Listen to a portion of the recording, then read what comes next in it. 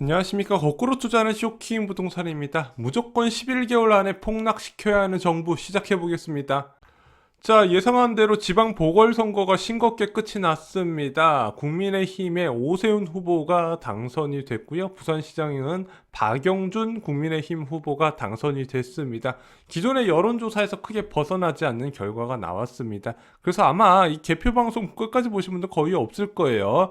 자, 오세훈 서시장 당선으로 변화하는 서울 부동산 정책은요, 다음 편에 저희가 올려드리겠습니다.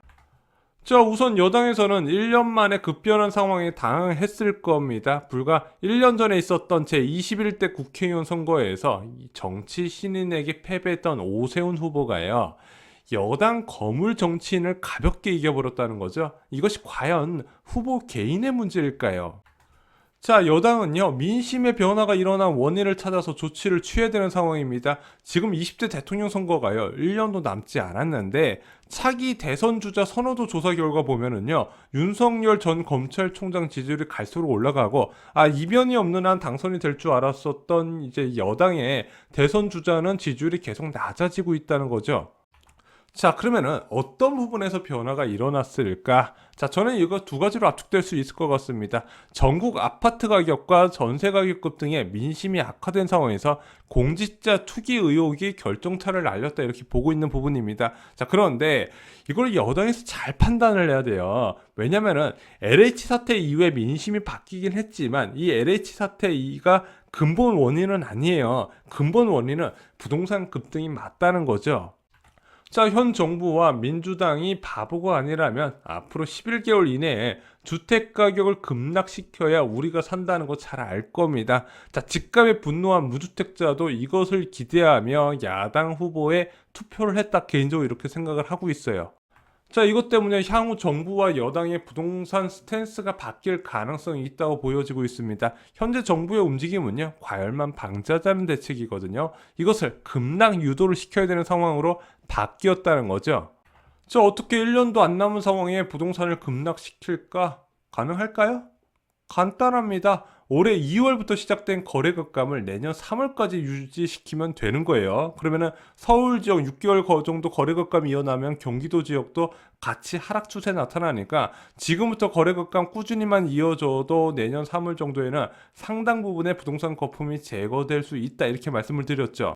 자, 그러니까 11개월 동안 어떻게 거래를 줄이냐 이거죠. 아파트 시장에서 가장 큰 영향을 주는 요소는 금리와 공급이라고 말씀드렸습니다. 금리는 바닥이고 신도시 입주는 멀었는데 무슨 재주로 12개월 동안 거래를 급감시키냐 이거죠. 자, 그런데 특정 시점에 거래를 줄이는 방법 의외로 좀 간단합니다. 매수자를 줄이고 공급자를 늘리면 된다는 거예요. 그러면은 금리와 공급적인 부분 이외에 현재 가능한 방법이 무엇인지 오늘 한번 좀 정리를 드려보고자 합니다. 자, 매수자를 줄이는 방법은요, 두 가지 방식으로 접근이 가능합니다. 실소자 유입을 줄이고 투자 수요는 걷어낸다. 야, 그러면은 내 집 마련하려는 실소자는 어떻게 줄일까? 대출 규제를 강화하는 방법이 있습니다. 자, 주택담보대출은 이미 낮은 LTV가 적용됐기 때문에 더 낮출 수는 없을 것 같고, 제가 보기엔 대출 규제 강화는 신용대출 규제로 이제 들어가야 될 것 같습니다. 과도한 비담보대출을 통해서 주택을 매수하는 수요만이라도 걷어내야 된다는 거죠. 또 하나, 단순하게 대출만 차단하면 실수요자 불만이 커지니까 기다리면 복이 온다는 걸 알려줘야죠. 3기 신도시의 청약 일정을 단축시키고 분양가를 공개하면서 사람들한테 야, 이거 기다리면 너 이 주택 받을 수 있으니까 사지 말고 기다려라, 이런 신호를 보내는 겁니다. 뭐 여기에 추가해서 10억 초과 주택담보대출 금지 기준을 조정해서 13억까지 낮추면서 무리하게 대출받아서 고가 아파트 사는 수요를 차단을 하자 이거죠. 자, 그럼 투자 수요는 어떻게 걷어낼까요?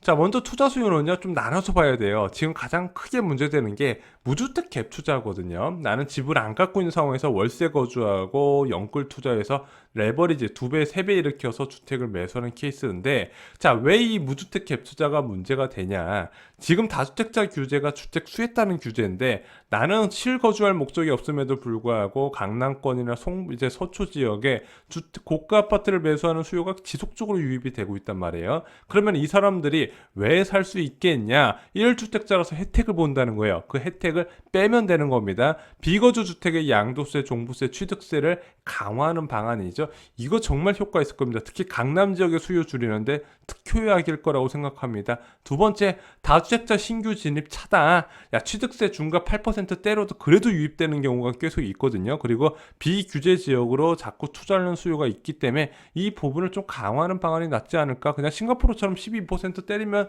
좋을 것 같아요. 세 번째는 1주택자 양도세 비과세 기준 강화. 실수자 중에서도 야, 나는 이거 주택가격 오르면 2년 뒤에 팔 생각으로 들어온 사람들이 있거든요. 자, 그러면 앞으로 매수하는 사람부터는 현재 2년 기준인 1주택자 양도세 비과세 기준을 3년 또는 4년으로 늘리면서 그 수요를 걷어내면 된다는 거죠. 자, 공급자를 늘리는 방식은 어떻게 해야 될까요? 자, 투자자의 매물을 유도하는 방식으로 먼저 시작이 되겠죠. 다주택자가 갖고 있는 매물을 어떻게 유도시키냐? 보유세를 강화하는 방안이 가장 먼저 떠오르실 겁니다. 자, 이 보유세가요, 특히 종합부동산세가 종효율이라고 많이 말씀드렸는데 실효세율이 너무 낮아요.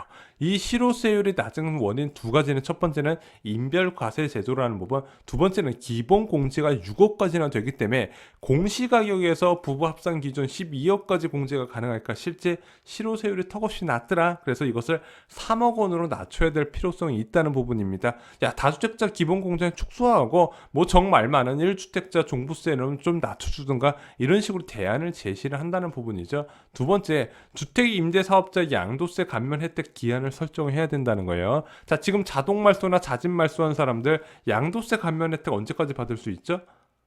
본인이 팔 때까지 받을 수 있어요. 그 기한을 제한을 하면서 시중에 매물이 나오도록 유도를 한다는 부분이죠. 마지막으로 재건축이나 재개발 거래 규제를 폐지할 필요가 있습니다. 야, 이거 왜 규제를 폐지해야 되냐? 지금 재건축 같은 경우는 조합 설립 인가 시점부터, 재개발 같은 경우는 관리 처분 인가 시점부터 거래가 제한이 됩니다. 뭐 일부 예외 규정이 있는데 오히려 이런 거래 규제가요, 시중에 매물을 줄어들게 하고 가격을 올라가게 하는 역효과가 나타나고 있습니다. 특히 재건축 같은 경우는 많이 그래요. 그래서 저는 이 거래 규제 폐지해서 자유롭게 거래가 가능하게 풀어주고요. 대신 매수자 유입을 아까 말씀드렸던 방법으로 차단하는 게 좋지 않을까, 개인적으로 이렇게 생각을 하고 있습니다. 자, 추가로 공급 확대 방안 반드시 필요해야겠죠. 일단은 가장 중요한 게 당장 가장 빠르게 신도시 지역에서 공급할 수 있는 게 주거복지 로드맵하고 3기 신도시란 말이에요. 여기 분양 물량이 너무 적어요. 임대 비중이 40%가 넘는데 저는 이것을 좀 법을 바꾸면서까지 임대 비용 낮추고 공공 분양과 민간 분양을 중심으로 크게 늘리는 방안, 또한 공급 속도를 이제 빠르게 하기 위해서 주택 공급에 관한 규칙도 개정할 필요가 있다고 생각합니다. 두 번째, 지속적인 공급 계획을 발표해야죠. 지금 이것도 열심히 하고 있긴 한데 신규 택지와 정비 구역에서 지속적으로 공급 계획을 발표하면서 앞으로 공급이 늘어나겠구나 신호를 줄 필요가 있다는 부분이죠.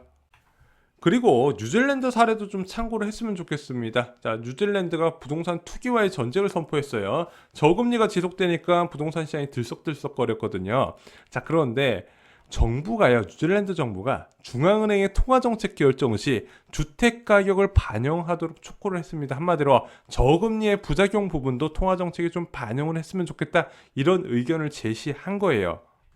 자, 그동안에 한국은행의 저금리 정책에 대한민국은 이것이 부동산 가격 급등 원인이라고 지목하고 있지만 한국은행에서는 야, 우리 탓 아니다 이러고 얘기를 하고 있거든요. 이런 부분을 좀 어필을 하면서 금리 인상 부분이 좀 기조가 좀 나아지도록 유도할 필요가 있지 않나, 전 개인적으로 이렇게 생각을 하고 있습니다.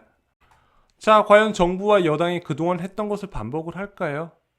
자, 한국감정원 통계 서울 지역만 상승률만 둔화되면 집값 안정이라고 이야기하면서 무주택자들의 속을 뒤집어 놨었는데 앞으로도 그럴 수 있을 것인가? 아니면 남은 11개월 동안 수단 방법을 가리지 않을까? 아마 바보가 아니라면 어떤 방법을 취하긴 취할 거라고 생각을 합니다. 이상으로 쇼킹부동산 마칩니다. 좋아요, 구독, 공유 꼭 부탁드립니다. 감사합니다.